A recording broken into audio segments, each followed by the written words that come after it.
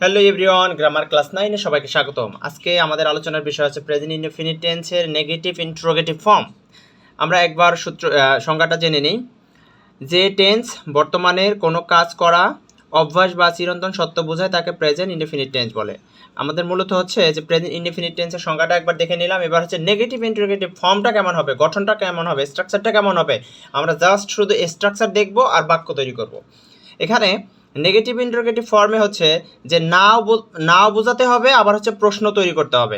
এটা হচ্ছে দুইভাবে হয়ে থাকে। আমরা জানি যে এখানে নাউন এবং প্রোনাউনের মধ্যে একটু পার্থক্য আছে। নাউনের পরিবর্তে যা ব্যবহৃত হয় সেটাই হচ্ছে প্রোনাউন। আমরা 1 নম্বর রুলসটা দেখি, 1 নম্বর স্ট্রাকচারটা দেখি। বলছে যে ডু অথবা ডাজ আসবে প্রথমে, তারপর হচ্ছে প্রোনাউন আসবে, তারপরে নট আসবে।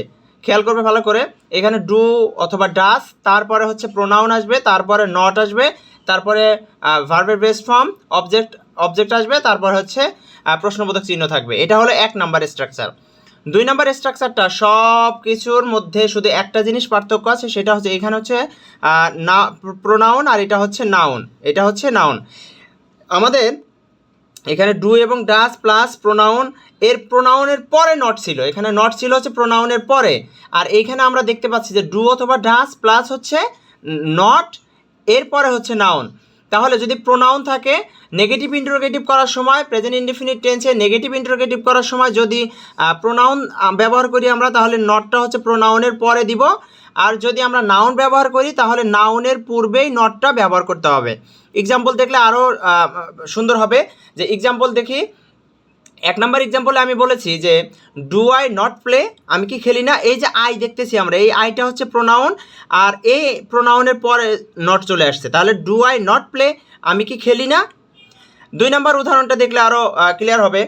ডু ইউ নট রিড, এই যে ইউ হচ্ছে প্রোনাউন, তাহলে প্রোনাউনের পরে নট চলে আসছে। ডু ইউ নট রিড, তুমি কি পড়ো না। এরপর 3 নম্বর উদাহরণটা হচ্ছে ডাজ হি নট ডান্স, এই যে হি হচ্ছে থার্ড পারসন সিঙ্গুলার নাম্বার, এই কারণে হচ্ছে ডু এবার নেওয়া যাবে না, এবার হচ্ছে ডাজ। তাহলে ডাজ হি, এই যে হিটা হচ্ছে প্রোনাউন, তারপরে প্রোনাউনের পরে নট আসবে। তার মানে হচ্ছে যে ডাজ হি নট ডান্স, সে কি নাচে না। নাম্বার 4-এ দেখো যে আমরা এই যে 2 নম্বর স্ট্রাকচারটা লিখেছি, এই স্ট্রাকচারটার ব্যবহার হচ্ছে নাম্বার 4-এ আছে। তাহলে ডাজেন্ট জিসান টক, তাহলে জিসান কি কথা বলে না।